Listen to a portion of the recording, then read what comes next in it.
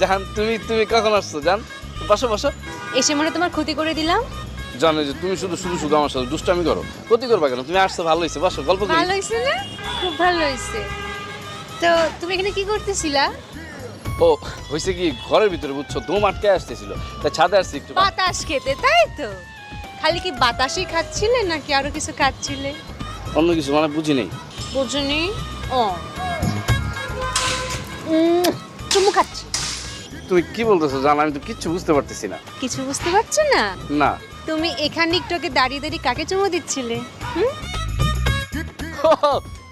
মনে পড়ছে, আমাদের যে পাশের ফ্ল্যাটে বুঝছো একটা ছোট্ট বাচ্চা আছে না, ওর আন্টি ওর স্কুলে নিয়ে যায় প্রতিদিন।